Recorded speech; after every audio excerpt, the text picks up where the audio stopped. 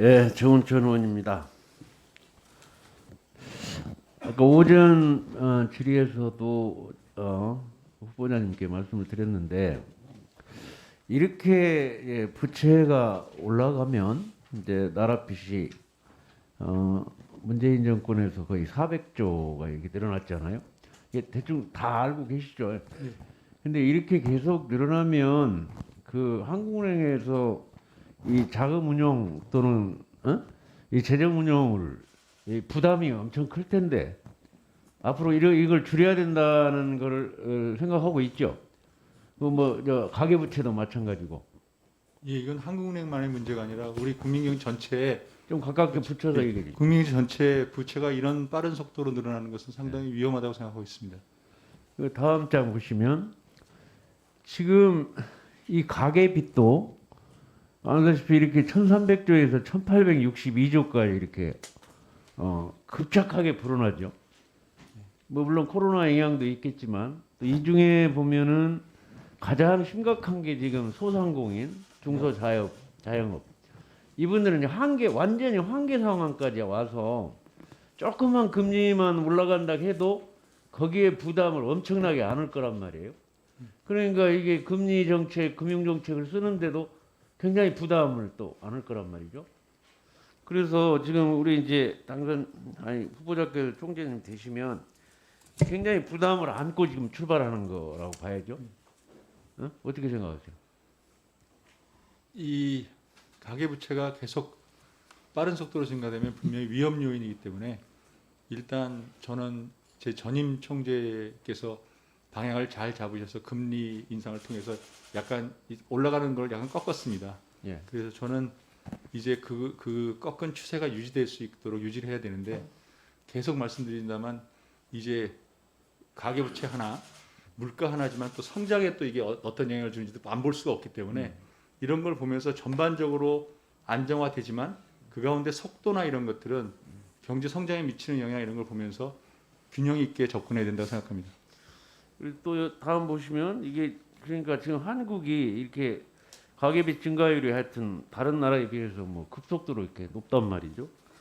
이제 이러한 여러 가지 원인이 있겠지만은 그 다음 보시면 지금 그 우리 부동산 정책 알다시피 이게 한 5년 동안에 제대로 부동산 정책을 우리 문재인 정부에서 꼭 이것만큼 잡겠다 했는데 이게 방향을 잘못고 선택을 잘못해서 이렇게 이제 집값은 거의 2배, 거의 뭐 6억이 12억까지 올라갔으니까.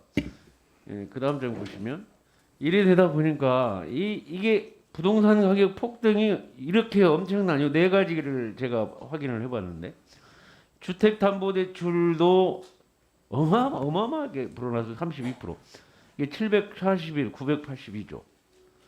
여기에 따라서 또 전세금 대출 이것도 53조에서 3배에 불어났단 말이에요. 청년층, 특히 이게 청년층이 걱정이 많아요. 우리 청년층이 이제 98조에서 161조. 또 청년층 전세금 자금 대출도 29조에서 거의 88조, 3배. 사실은 제가 이렇게 청년들 많이 만나봤는데 이 청년들에 대한 이것도 굉장한 부담으로 안을 거라고 생각이 돼요. 그래서 저는 우리 후보자님께서 그러한 그리고 아주 전문가로서는 누구도 다 인정하더라고요. 지금 현재 쭉 그렇게 이렇게 경험해 오신 모든 것들이 그래서 아주 우리나라에서 우리 한국의 총재는 잘 선택하셨다는 생각을 함에도 불구하고 이러한 지금 현재 여러 가지 부담을 이제 나머지 5년 윤석열 정부에서 이걸 잘 수습을 해야 할 텐데 어때요? 자신 있습니까? 너무 많은 기대가 있어서 제가 부담스럽습니다. 그런데 정 의원님 지금 말씀하신 대로 중요한 것은 가계부채 문제를 보면 가계부채 문제의 반 이상은 부동산과 연결되어 있습니다. 그렇습니다. 그래서 사실 부동산 가격이 계속 올라가게 되면 예.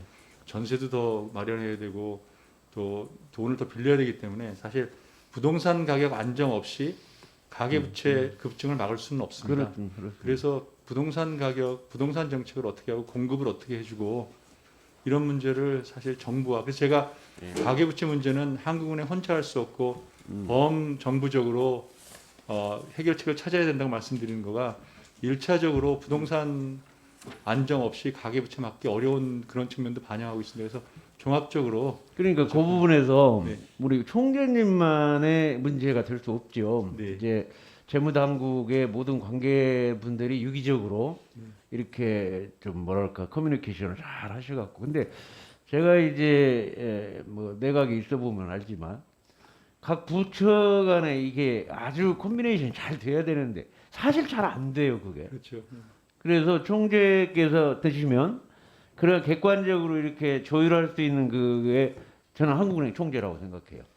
그래서 총재께서 총재 되시면 그런 부분에 대해 아주 깊이 있게 좀 쉽게 얘기하면 이렇게 어우러내는 그 포용하는 그러한 노력 또 적극적인 노력 이런 등등이 꼭 필요하다고 생각하거든요. 거기에다가 다음 장 보시면 지금 현재 뭐 다 여러 의원님들이 또 지적을 하셨는데 이게 간단한 문제가 아니에요. 보통 2% 이내에서 지금 10년, 20년 쭉 이렇게 잡혀왔는데 갑자기 이제 여기 4%까지 올라가고 이번에 곡물 창고라고 할 수 있는 우크라이나 사태가 이게 범상치가 않아요. 그러면 거기에 곡물 문제만이 아니라 원유 모든 원자재까지 다 요동을 칠 가능성이 크거든요. 그럼 우리가 전부 수입에 의존하는 나라이기 때문에 그러한 면을 또 고려하면서 지금 현재 자체 그거 아니더라도 지금 물가가 올라갈 수밖에 없는 그런 지금 상황에 처해 있는데 이런 전반적으로 나는 뭐 저 총재 되시면 잠이 안 올 것 같아 이게. 예? 한번 말씀 한번 해보세요. 예. 정 의원님 말씀대로 지금 어려운 상황입니다. 그리고 저는 4% 물가라는 것이 지금 뭐 미국이나 유럽에 비하면 낮은 것이 아니냐 이런 사람도 이런 분들도 있지만 저는 우리 상황에서는 성장 모멘텀이 아주 강하지 않기 때문에 이게 4%가 갑자기 물가 기대를 올린다든지 해서 급격히 올라가면 금리를 통해서 조절을 할 수는 있습니다. 그런데 금리를 올려야 되는 폭이 지금처럼 25bp 이것이 아니라 더 많은 금리를 올려야 물가를 잡히는 순간이 되면 경제에 주는 충격이라든지 취약층에 주는 충격이 굉장히 클 수 있습니다. 그래서 저는 저희가 지금 이번 금통위 결정도 그렇고 자꾸 시그널을 주는 이유가 지금 저희가 이 풀린 유동성을 좀 환수하는 쪽으로 간다라는 시그널을 줌으로써 물가 상승 금리가 좀 잡히도록 노력을 좀 하려고 하고 있습니다. 그래서 사실 이 물가 문제는 우리만 결정할 수 있는 게 아니라 지금 이 외부의 농산물이라든지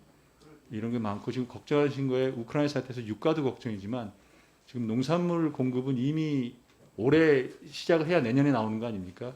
뭐 장관님 하셔서 뭐 정확 잘 아시겠습니다만 그래서 사실 물가 상승이 1, 2년은 앞으로 지속될 거라고 예상을 하기 때문에 부득이하게 금리나 이런 것이 좀 올리는 상황 이런 상황이 될 수 있어서 위기 대응을 해야 되는 그런 상황이라고 생각하고 있습니다.